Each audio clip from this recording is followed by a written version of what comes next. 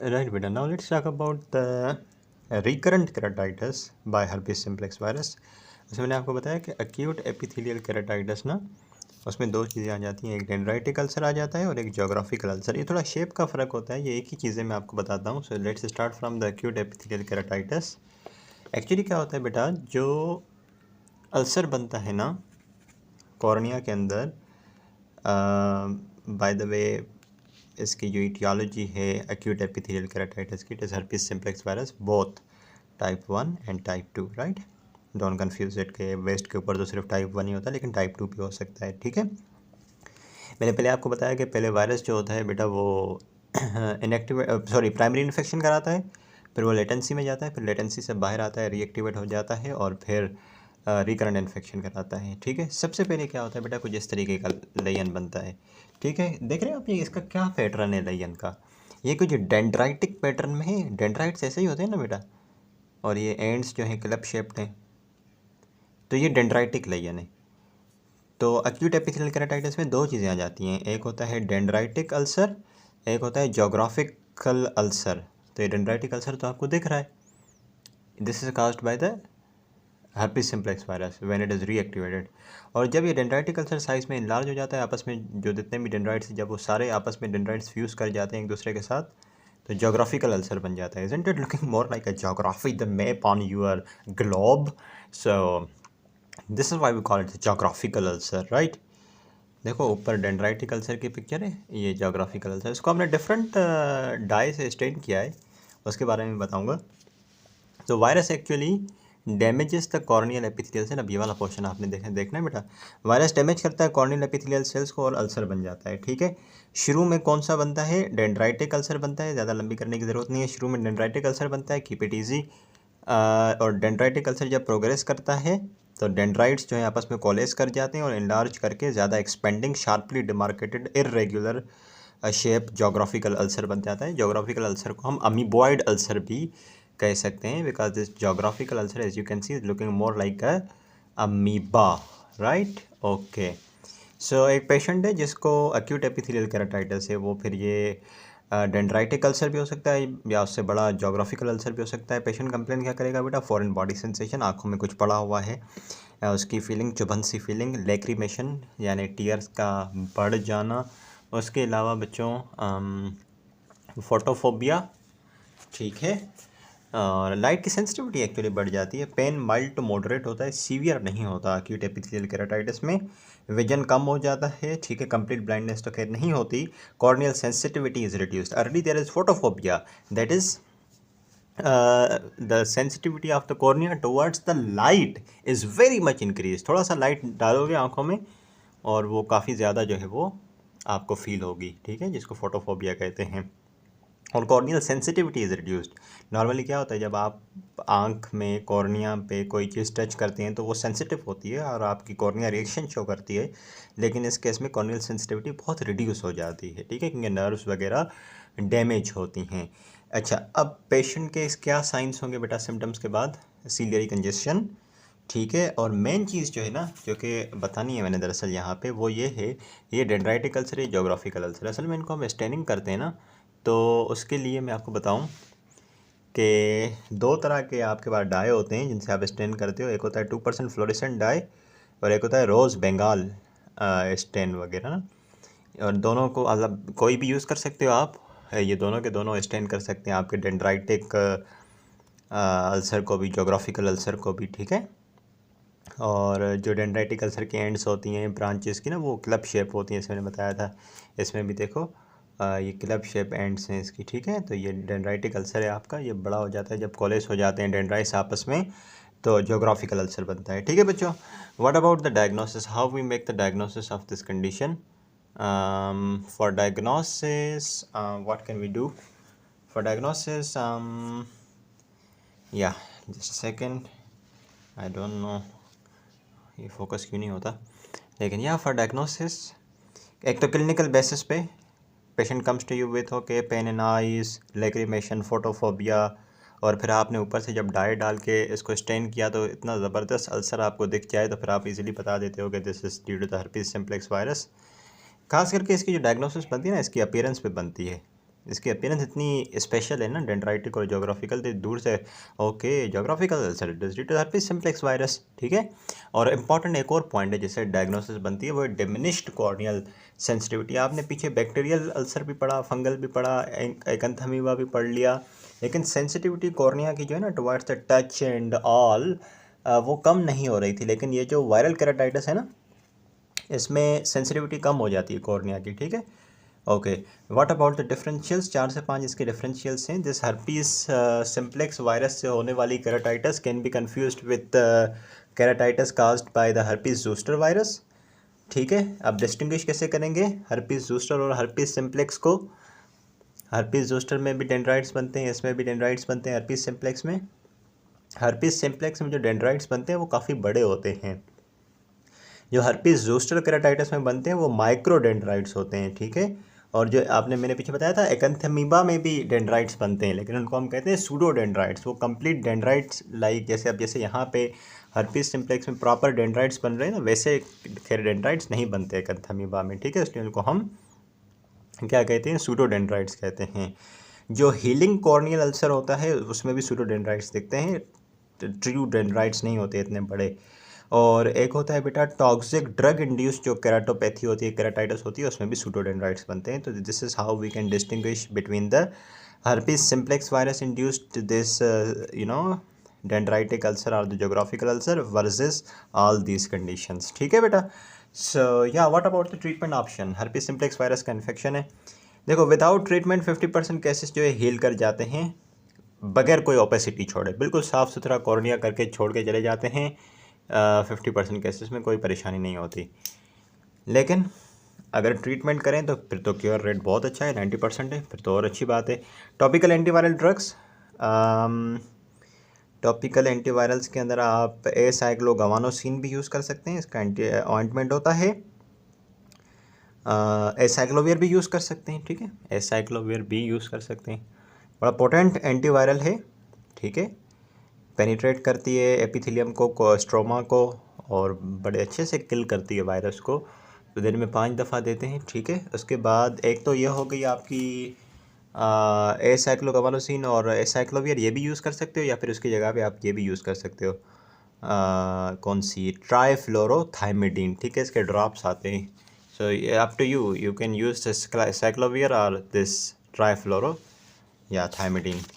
Then if we go right here, then you see beta that like acyclovir, this trifluorothymidine, it heals about 95% of the dendritic ulcer in within 2 weeks. So it's really good. और तीसरे number पे एक और topical antiviral आती है, वो है adenine एराबिनोसाइड। 3% ointment भी आता है, 0.1% ड्रॉप्स भी आते हैं, ठीक है। अगर पेशेंट रेजिस्टेंट है टुवर्ड्स द एसाइक्लोवियर ट्राइफ्लोरोथाइमिडीन, फिर आप ये एडेनिन एराबिनोसाइड यूज़ करते हो, वरना फिर एसाइक्लोवियर और ट्राइफ्लोरोथाइमिडीन तो बहुत अच्छी हैं। चौथे नंबर पे एक और एंटीवायरल है that can be used, that is the idoxuridine. Idoxuridine का ऑइंटमेंट भी आते हैं, ड्रॉप्स भी आते हैं, बहुत रेयरली यूज़ होती है क्योंकि इसकी टॉक्सिसिटी ज़्यादा है, ठीक है। एंटीवायरल देने के साथ डिब्राइड करोगे, जो भी लेजन है उसको साफ़ करोगे, ठीक है। Mechanical removal of the virus laden epithelial cell, जो भी एपिथेलियल सेल्स इन्फेक्टेड हैं, सेल्फ हो रहे हैं, उनको आप खुद डिब्राइड करोगे। बड़ा इफेक्टिव वे है डेंड्राइटिक अल्सर को साफ़ करने का, ठीक है, लेकिन it is not appropriate for the geographical ulcer, ठीक है, क्योंकि इसमें काफ़ी फैला हुआ होता है। सैटेलाइट के केस में you can see okay the layer is shedding off, so you can just debride it mechanically, but not possible in case of geographical ulcer, ठीक है।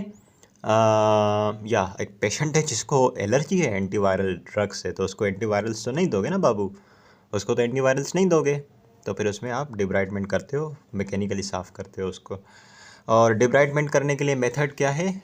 ऐसे तो आप कॉर्निया में नहीं घुस सकते ना, नो डाउट सेंसिटिविटी कम हो चुकी है कॉर्निया की इस डिजीज़ में, लेकिन स्टिल सेंसिटिव स्ट्रक्चर, तो पहले आपको टॉपिकल एनेस्थीसिया देनी पड़ती है। उसके बाद हम अफेक्टेड सेल्स को रिमूव करते हैं with the help of sterile cotton tipped bud होती है, उसके ऊपर कॉटन होती है, उससे हम रिमूव करते हैं, ठीक है, इस तरीके से।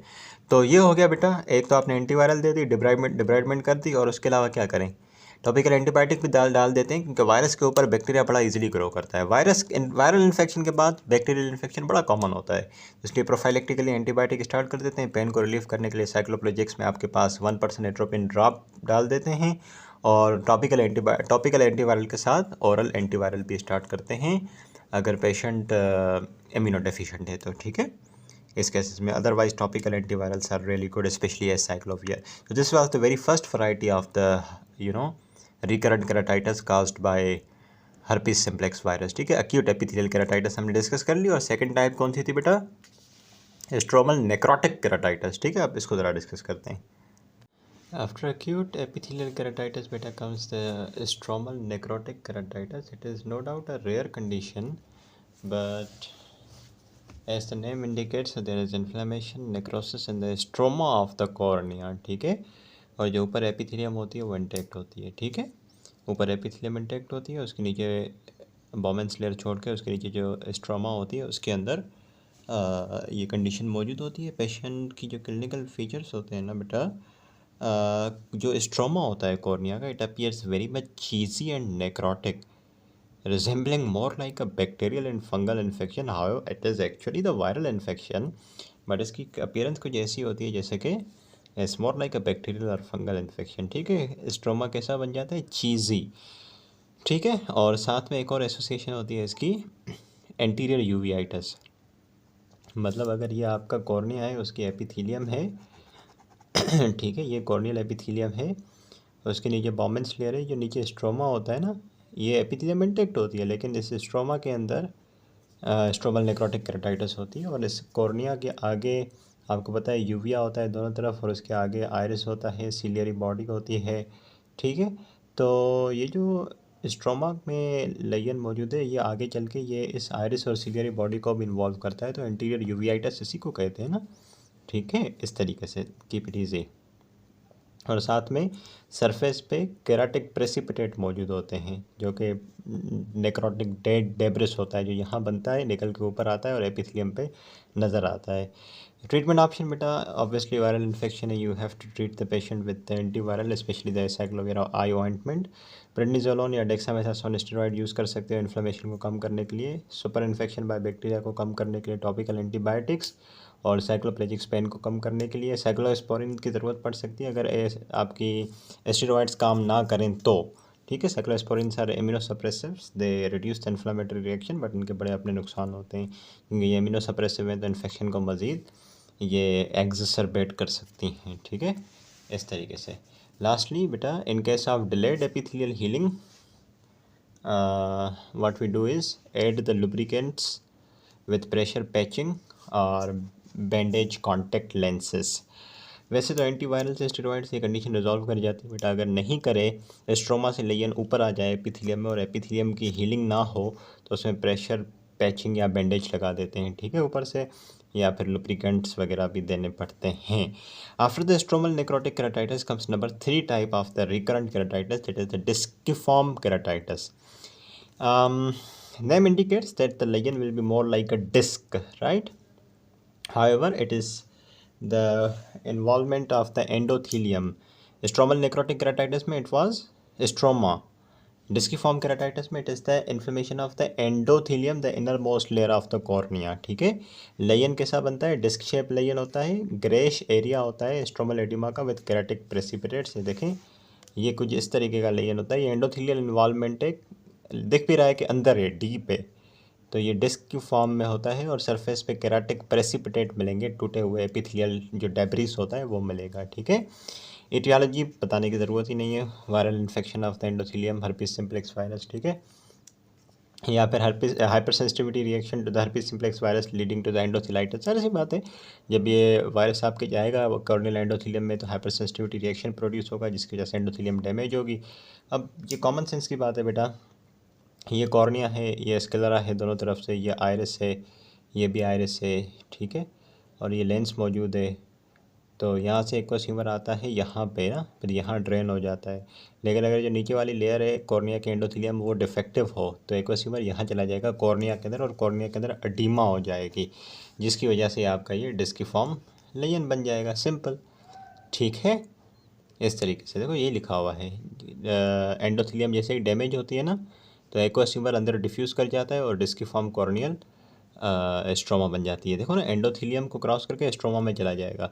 एंडोथेलियम में डिफेक्ट आएगा ना, सबसे अंदर वाली लेयर में एक्वस ह्यूमर चला जाएगा, एंडोथेलियम को क्रॉस करके ऊपर स्ट्रोमा में ये पानी जमा हो जाएगा, जिसकी वजह से ये लेयन अपीयर होगा। ठीक है बेटा, इस तरीके से ऊपर वाली एपिथेलियम बिल्कुल इंटैक्ट है। अगर और आसान ज़ुबान में समझना चाहते हो तो यहाँ से देखो, ये कॉर्निया की ऊपर वाली लेयर एपिथेलियम है, उसके नीचे बोमेंस लेयर है। ठीक है, ये स्ट्रोमा मौजूद है और ये एंडोथेलियम है। एक्चुअली क्या होता है इस कंडीशन के अंदर, ये जो एंडोथेलियम है इसके अंदर ब्रेक आ जाता है, जिसकी वजह से नीचे से एक्वस ह्यूमर आके स्ट्रोमा में जमा हो जाता है और पूरा यहाँ पे कॉर्नियल एडिमा होता है। ये बिल्कुल डिस्क की फॉर्म में बाहर से नज़र आता है। ठीक है, कुछ इस तरीके से। क्लियर हो गया बच्चों? राइट। और स्ट्रोमा काफ़ी थिक हो जाती है बेटा एडिमा की वजह से, वो तो ऑब्वियस सी बात है, पानी जमा होगा कहीं पे भी तो वो लेयर काफ़ी थिक हो जाएगी। उसके अलावा डेस्कीमेंट मेम्ब्रेन जो कि स्ट्रोमा के नीचे होती है, एंडोथेलियम के ऊपर होती है, उसमें फोल्ड्स मिलेंगे। ठीक है, और उसके अलावा mild to moderate anterior uveitis ये एसोसिएटेड कंडीशन होती है। ये एसोसिएटेड कंडीशन बेटा स्ट्रोमल नेक्रोटिक केराटाइटिस में भी थी, ये देखो, और ये एसोसिएशन इसमें भी है डिस्किफॉर्म केराटाइटिस में भी। ठीक है, mild to moderate anterior uveitis. Corneal sensitivity just like the previous type it is also reduced. ठीक है बच्चों, इस तरीके से। The treatment options the same, antiviral ज़रूरी है, साइक्लोविर आई ऑइंटमेंट, क्योंकि ये है तो एक्चुअली वायरल इन्फेक्शन ही है। और प्रोफाइलेक्सिस के लिए टॉपिकल एंटीबैक्टीरियल, इन्फ्लेमेशन को कम करने के लिए प्रेडनिसोलोन या डेक्सा का स्टेरॉयड, टॉपिकल स्टेरॉयड, पेन को रिलीव करने के लिए एट्रोपिन, साइक्लोप्लेजिक्स, लेकिन अगर हाँ उसके बाद साइक्लोस्पोरिन अगर स्टेरॉइड्स काम ना करें तो। ठीक है बेटा, पेशेंट को स्टेरॉइड से रिलीफ ना हो तो फिर साइक्लोस्पोरिन यूज़ करते हैं, लेकिन they are really good but they have their own adverse effects beta. Lastly it is the keratouveitis. The name indicates corneal inflammation के साथ यूविया भी जो है इन्वॉल्व होगा, बाकी everything is same as that for the other types of the viral keratitis. ठीक है बेटा, so this is all about the herpes simplex induced keratitis. Now time for some other viruses like the herpes zoster and some other। ठीक है बेटा, इसको ज़रा discuss करते हैं।